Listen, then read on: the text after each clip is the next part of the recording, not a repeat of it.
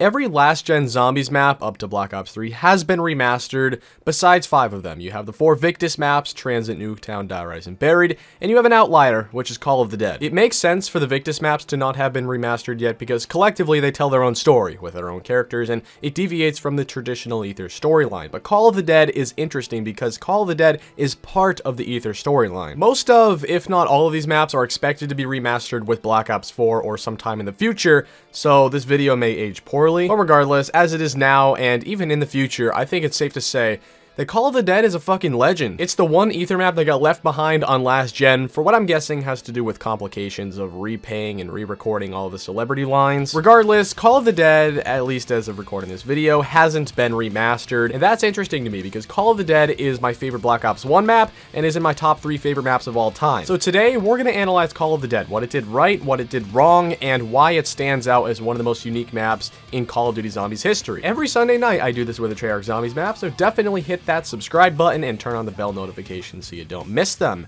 Without further ado, let's do it. George Romero directed the classic and iconic Night of the Living Dead, a movie that essentially created the modern-day zombies phenomenon. He is the godfather of zombies. Romero was doing some research regarding World War II for a film. While doing so, he unearths Group 935 documents, including their research and experiments with Element 115 resurrecting the dead, which naturally raised a brow. Turns out that one of these Element 115 deposits lies in the midst of a frozen Siberian outpost at the Tunguska River. Fast forward a bit to the present in 2011, when Romero decides to direct a film exploring the outpost called Call of the Dead. The cast consisted of Sarah Michelle Gellar, most notable for her role as Buffy in Buffy the Vampire Slayer, Danny Trejo, famous for his role in Machete, Robert Englund, most notable for his role as Freddy Krueger in Nightmare on Elm Street, and Michael Rooker as Merle from The Walking Dead. In the film, the group's boat crashes and are forced to fight off the undead, only for the actual Element 115 zombies to rise from the frozen hard ground. The movie quickly becomes a reality after the zombies kidnap Romero and turn him into a zombie. The celebrity cast fights the undead in a cold, deadly blizzard. As the crew fights for their very lives, they stumble across a bunker containing the 4 Ultimus characters, Richtofen, Dempsey, Takio, and Nikolai. Richtofen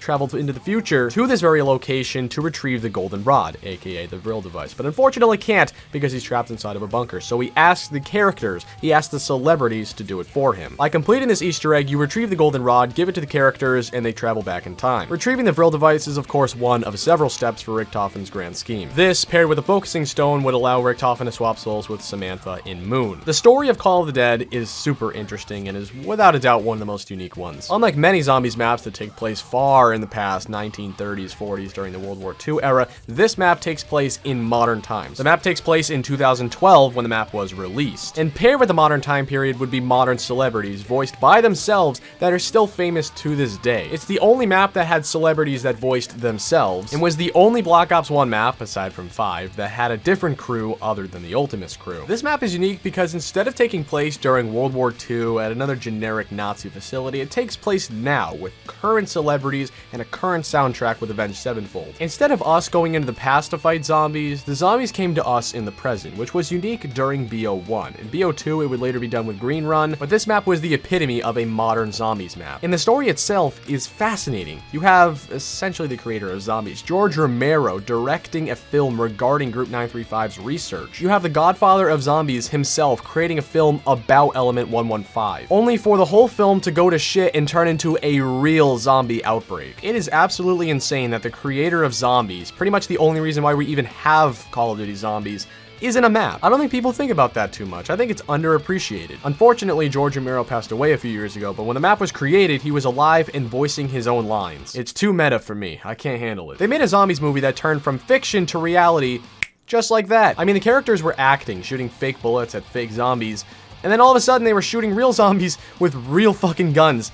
I can't make this shit up. In contrast to other maps, Call of the Dead plays a fairly small role in the zombie storyline. It bears significance, don't get me wrong, the Vril device is integral for the progression of the Ultimate story, but when you really think about it, the Vril device could have been in a number of locations. It just so happens to be here. And the cast, although very interesting being celebrities, aren't reoccurring. This is the only map they appear in, so there's that. Call of the Dead is important, but not very, which I don't think is the reason why it wasn't remastered. remastered, but is one of the factors. Regardless of its significance, Call of the Dead story is one of the more captivating ones, and the Easter egg to tag along with it is amazing. It is the second main Easter egg ever created right below Ascension, and can be done either solo or co-op, which was great. The Easter egg, in my opinion, is definitely one of the better ones, and is a perfect difficulty. It leans more towards the easier side of things, but I think Easter eggs should. I really don't appreciate going on these wild goose chases to collect items just to collect items, and doing all of these long extraneous processes that I don't understand. What I do appreciate is a fairly simple Easter egg that does take some time, but can be mastered quite easily. Ties in not only with the core gameplay, but the story, and makes it clear, which is something that older maps in general did, especially Call of the Dead. On solo, it's as simple as turning on the power, deactivating the generators, activating the Morse code, and getting the 2 wonder weapons out of the box. Instead of appealing to the 5% of people who enjoy calculating the densities of particles on a map to do Easter eggs nowadays, they went simple, they appealed to the casual, and that was great. And appropriately, on co-op, they would increase the difficulty of the Easter egg by adding in a couple more steps. The dial step, the vodka step, activating the foghorns and the radios, etc. Call of the Dead offers some of the best rewards for completing the Easter egg, both in terms of achievements and in-game value. You receive a free death machine drop, which actually is a wonder waff. This is very important for high rounds on Call of the Dead, which I will get to in a little bit. The story of this map and the Easter egg that tags along with it is simply remarkable. Also, the atmosphere is fantastic. A lot of the older maps are these barren, bland, gray maps, but Call of the Dead definitely switched things up and was a unique atmosphere. It was a snowy map. Feels like we got a lot of snowy maps nowadays, but this was the first one. It's bright, blue, and gave us a new environment to fight zombies in. And also, the feeling of being in the middle of absolutely fucking nowhere in the middle of a blizzard is a little bit petrifying. Admittedly, the fog that tags along with this blizzard can prove difficult for seeing across the map, which is annoying, don't get me wrong. And the hypothermia-inducing water can bite you in the ass sometimes, but at least it serves a purpose, to cool down George when he's angry. And at least it's relevant to the environment instead of Treyarch plopping some random, irrelevant nuisance in the middle of the map to piss you off. Speaking of an irrelevant nuisance to piss you off, oh, there he is. No, I'm kidding. George Romero isn't an irrelevant nuisance, but he is a nuisance. Earlier, George got abducted and was turned into a zombie, but he's much stronger than the traditional zombie, containing 250,000 HP per player, which means up to 4 players.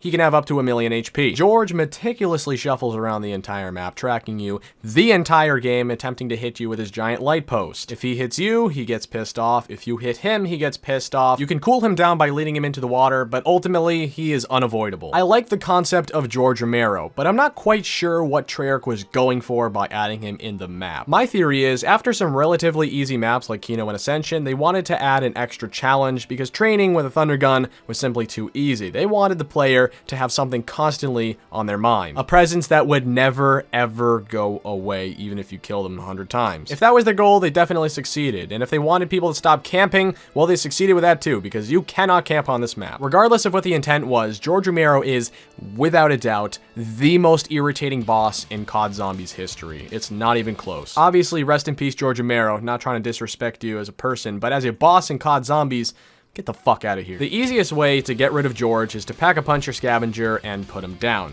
But I say put him down because he gets back up. And again, and again, and again, and again, and again. No matter how many times you kill him, he gets back up. You can even send him away every single round with the upgraded VR11 as well. You can constantly send him away, but he never actually dies. Granted, he rewards you very nicely for killing him with a free perk drop and a free Wonder Waff drop if you completed the Easter egg, if not just a regular death machine, which, by the way, gives you an incentive to do the Easter egg since you get the Wonder Waff drop if you do. But still, no matter how much I try to justify it in my head, every time I play this map, George is always a problem. Oddly enough, George Romero makes Call of the Dead significantly harder and a little bit easier at the same time. His presence, especially when angry, makes the map much harder, but the ability to get all the perks from him and get the Wonder Waff from him makes the map somewhat easier. Obtaining the Wonder Waff on the higher rounds is a huge relief, because it's the only Wonder Weapon on this map with infinite damage. The Scavenger is great up about until round 40 when it completely drops off, and is borderline useless without PhD Flopper. The VR11 isn't great in general. It has next to no ammo and causes a temporary distraction by turning the zombies into a CIA agent. That's great. I mean, when upgrading, you can shoot George with it and temporarily send him away, and oddly enough, on co-op, you can shoot your teammate with a VR11 and give them an insta-kill and a zombie blood, but it's still not great in practicality. The VR11 is essential for completing the Easter egg, but otherwise, I wouldn't even have that weapon on this map. So really what you're left with on the higher rounds is an ineffective Scavenger, so the Wonder Waff having infinite damage really helps out. But even with the Wonder Waff, it's temporary. The map is super difficult because of the lackluster Wonder Weapons. The Wonder Weapons are fun to use, they're innovative and unique, but because they perform so poorly on the higher rounds, Call of the Dead is without a doubt one of the hardest maps ever. You don't have any traps or any other practical weapons that have infinite damage. The higher rounds on this map are all about scrounging for every possible way to kill the zombies. It is very difficult. Not to mention, there is only one singular reliable training area right below the lighthouse. Other than that, it's pretty difficult to navigate around the map. The map is difficult, but difficult in a very different way than most zombies maps. A lot of zombies maps are difficult because they're close quarters or something in the design itself, but Call of the Dead is difficult because of its wonder weapons primarily. High rounds on this map are unique. Everything about this map is unique. The environment, the story and the Easter egg, the celebrity cast, George Romero's presence, the 2 new wonder weapons, and the new perk,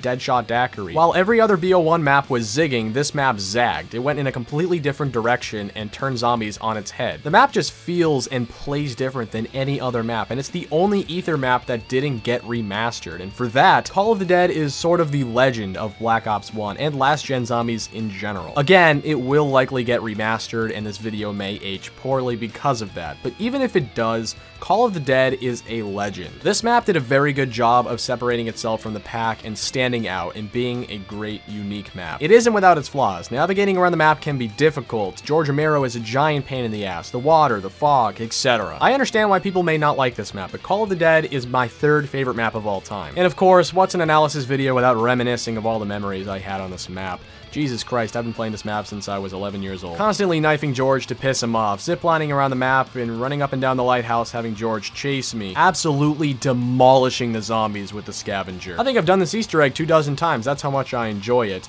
And honestly guys, I hope you enjoyed this map, and this video specifically, obviously. Leave a like if you enjoyed it, and subscribe, don't miss the next episode like I said. Twitter link in the description, Instagram and Discord also there if you want to join in on that. I hope you're enjoying the series. The next episode is going to be Shangri-La, so stay tuned for that. I hope you have a fucking great day. Honestly, dude, I love you, and peace out. Hello, Jesus here. You've made it to the end. Thanks for watching. Tim and I both love you, but would love you even more if you subscribed and turn on notifications. Check out Tim's most recent video to my right, or the previous one to my left. You can subscribe by touching my chest. Touch it softly, please. You're still watching? You're the best.